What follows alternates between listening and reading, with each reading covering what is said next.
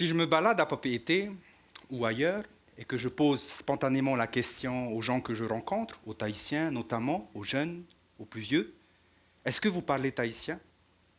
Automatiquement, j'ai envie de dire qu'ils vont me répondre quasiment de manière sûre, ah non, je ne parle pas tahitien. Non, je ne parle pas tahitien. Alors effectivement, quand on commence à additionner tous ces discours-là, quand on commence à additionner le nombre de personnes qui disent, qui déclarent ne pas parler tahitien, on se demande effectivement, mais dis donc, la situation du tahitien est catastrophique. Tout le monde, toutes les personnes que je rencontre me disent, non, je ne parle pas tahitien. Mais en fait, quand on y réfléchit un petit peu, qu'est-ce que ça veut dire quand on dit, je ne parle pas tahitien? Qu'est-ce que ça veut dire quand quelqu'un me dit, quand quelqu'un nous dit « Oh non, non, non, je ne parle pas tahitien ». Parce qu'effectivement, par exemple, moi, quand je vous dis « Je ne parle pas tibétain, je ne parle pas coréen, je ne parle pas chinois ou que sais-je », effectivement, d'un point de vue linguistique, je ne parle pas tibétain. Mais nos gens, nos jeunes, ou moins jeunes, en Polynésie française, qui déclarent, alors qu'ils ont vécu toute leur vie dans notre territoire, dans notre beau pays, ne pas parler tahitien, effectivement que là, on n'est pas dans la même situation linguistique que quelqu'un qui, comme moi, par exemple, déclarait spontanément et à juste titre que je ne parle pas tibétain. Donc, forcément, ça veut dire quelque chose, qu'il y a quelque chose à gratter derrière cela. Je vais vous raconter une petite anecdote que j'ai vécue il y a quelques années de cela. J'étais allé, il y a quelques années, participer ou assister à la cérémonie de la marche sur le feu qui est organisée chaque année à l'occasion de l'ouverture des festivités du Heiwai Tahiti. Et donc, pendant cette année-là, le prêtre qui devait officier, qui d'habitude était Raymond Graff, cette année-là, ce n'était pas Raymond Graff qui officiait en tant que prêtre, mais il avait mis son fils de 16 ans à l'époque en avant pour justement conduire toute la cérémonie. Et j'étais là en tant que spectateur et j'étais assis et j'écoutais.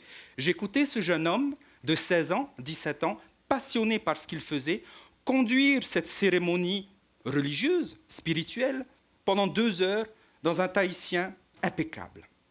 Impeccable. Et j'étais moi-même très,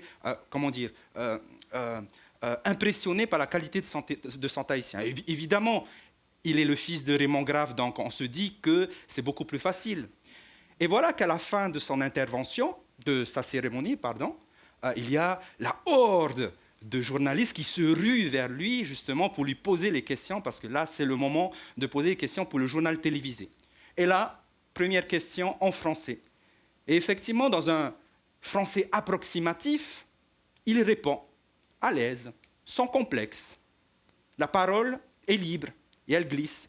Combien même d'un point de vue grammatical ou que sais-je, ce n'est pas totalement correct, mais peu importe, il s'exprime en français, dans son français approximatif.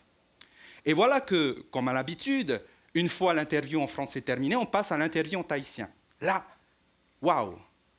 Il déclare aux journalistes, ah non, pas en tahitien, je ne parle pas tahitien.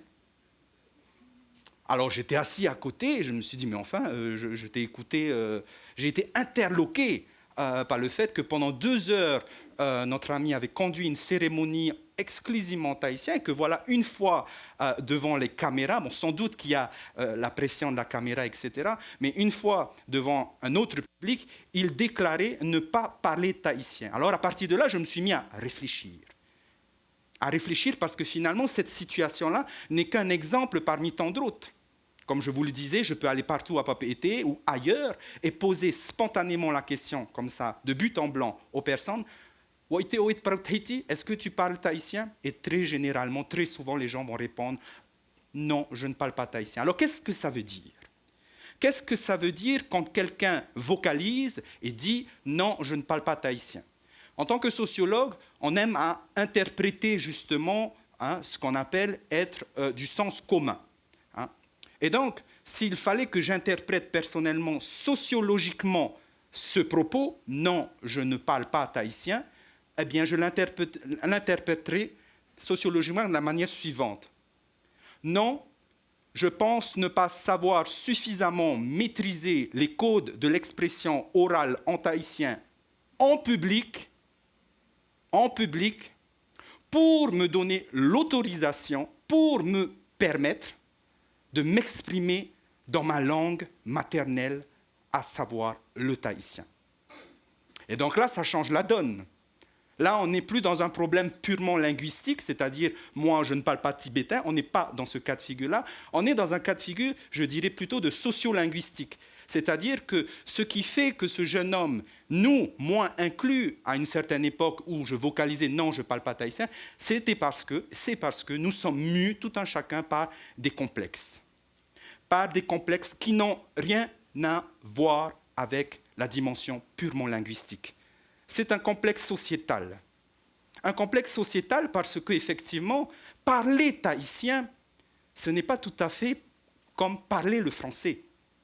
Un exemple, quand on va au journal télévisé, sur RFO, sur TNTV, ou etc., ou en tout cas quand on est médiatisé d'une certaine manière, les journalistes en tahitien, après l'interview en tahitien, si vous avez fait une bonne interview, évidemment, ils vont souvent, en tout cas, vous féliciter en disant « Oh, wow, tu sais très bien parler tahitien. » Alors qu'en français, par contre, en français, jamais, en tout cas pour moi, ça m'est arrivé qu'un journaliste en langue française me congratule à la fin en me disant « Mais dis donc, Steve, tu t'exprimes drôlement bien en français. » Jamais, jamais. Alors qu'en tahitien, effectivement, ça se fait.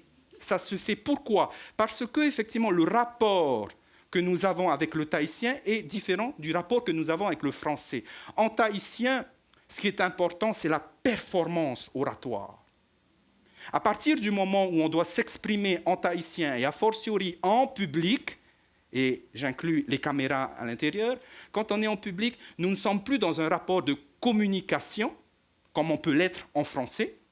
On a un message à apporter, etc. On est dans un rapport de performance. On juge la performance oratoire. Et c'est ça, justement, qui est jugé par les téléspectateurs, par le public, à partir du moment où on entend quelqu'un se lever et s'exprimer publiquement en tahitien. Et c'est là, effectivement, où les jugements tombent aussi. Il ne sait pas parler tahitien, il ne sait pas bien parler tahitien, il ne parle pas assez bien tahitien. Parce que nous sommes dans le rapport de la performance. Et nous sommes dans ce rapport-là de la performance oratoire, de la performance linguistique, parce que aussi, nous amalgamons les statuts linguistiques. Autrement dit, il y a deux statuts. Il y a le statut de l'orateur en tahitien, c'est-à-dire celui qui maîtrise les codes de l'oralité en tahitien, celui qui maîtrise les métaphores qu'il convient d'utiliser dans son discours en tahitien, celui qui maîtrise le vocabulaire adapté à une prise de parole en public en tahitien, celui qui maîtrise les normes d'éloquence. Tout ça fait partie des normes du statut d'orateur. Et ce statut d'orateur-là prend le monopole dans notre société. Prend un tel monopole dans notre société que finalement on oublie, consciemment ou pas, qu'il y a aussi, non pas les orateurs, mais les locuteurs. Quand on est locuteur, nous ne sommes pas du coup assujettis à tout un tas de normes d'orateur, d'expression, d'éloquence, de charisme, de vocabulaire, d'expression idiomatique, etc. Non, on n'est pas assujettis à tout cela, on est simplement dans la communication. Et à partir de là, quand on est dans la communication, nous avons de ce fait une certaine latitude par rapport à la qualité linguistique de la langue. À la maison, quand je suis chez moi, avec ma famille et que je me mets à parler en tahitien, ce n'est pas du tout la même chose que quand je me mets à m'exprimer en tahitien en public. On n'est pas dans les mêmes rapports. Je suis dans le rapport du locuteur. Or, dans notre pays, nous avons tellement mis l'accent de par notre histoire, de par notre culture, de par nos origines, nous avons mis l'accent essentiellement sur le statut de locuteur, d'orateur. Et c'est exactement cela, un des effets, une des causes qui fait que les jeunes, les moins jeunes, qui eux sont dans un rapport de communication basique en tahitien, et il n'y a pas de mal, verbalisent spontanément « Non, je ne parle pas tahitien ». Je ne parle pas tahitien parce que je me protège. C'est une stratégie d'évitement. C'est une stratégie de protection de soi-même parce qu'effectivement, à partir du moment où on dit « Oh oui, je parle tahitien », ah, là, tout le monde le regarde et dit « On ouvre bien les oreilles » et là, on attend une performance oratoire.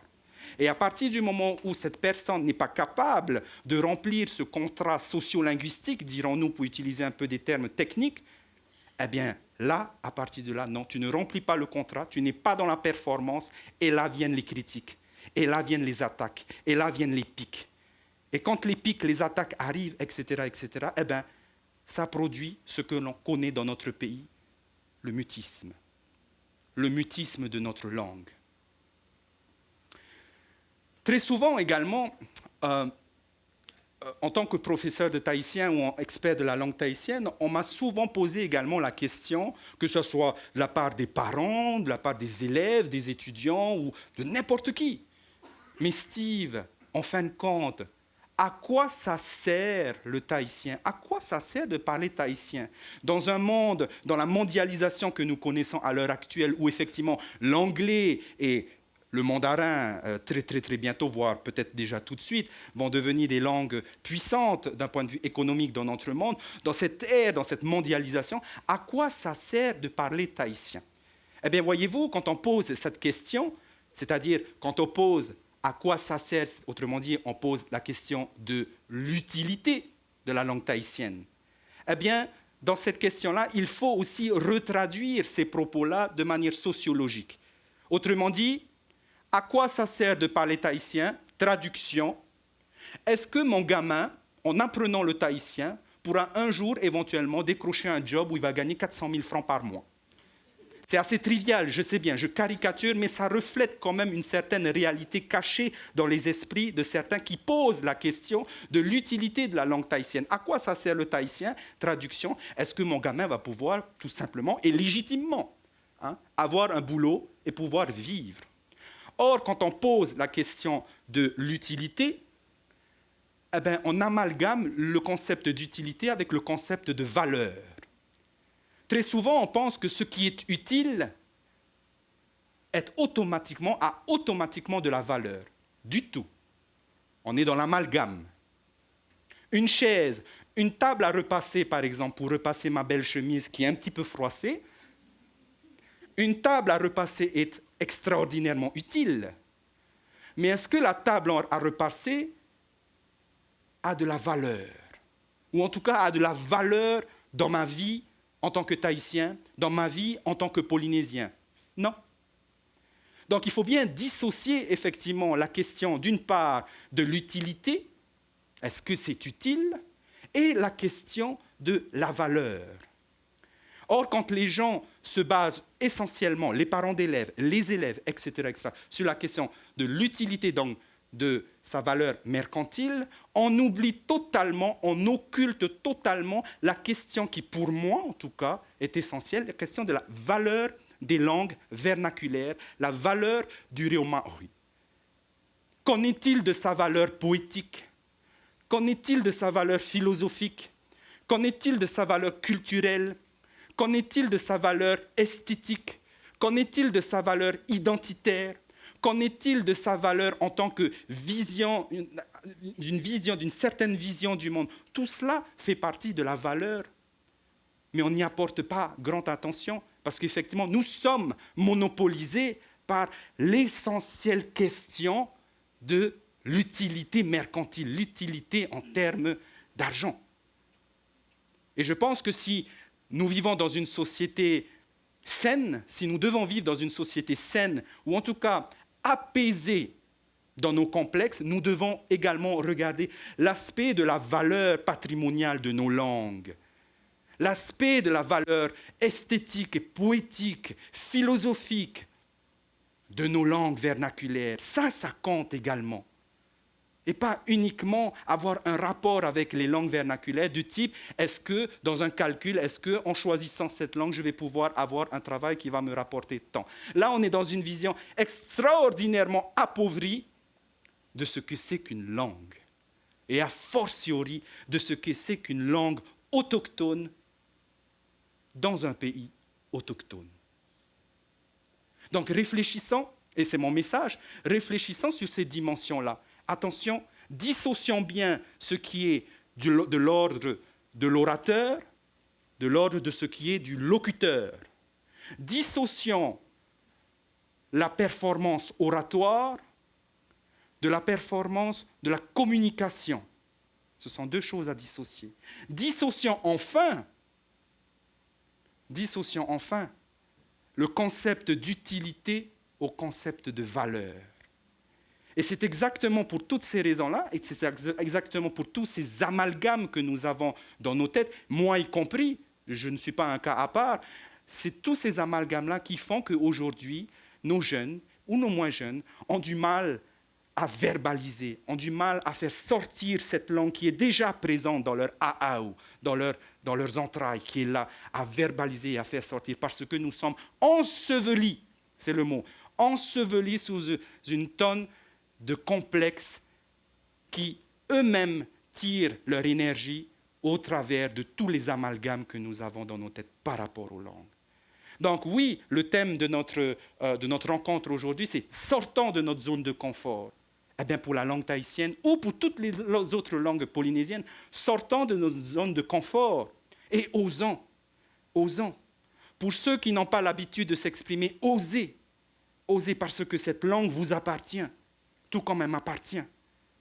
Vous en êtes les héritiers. Et nous qui sommes soi-disant experts de la langue tahitienne, nous avons le devoir, et là, oui, c'est un devoir, nous avons le devoir d'être bienveillants envers ceux qui font preuve de courage à s'exprimer et à sortir de cette zone de confort et à verbaliser et à faire sortir cette langue. Nous devons faire preuve de bienveillance, de tolérance et d'acceptation.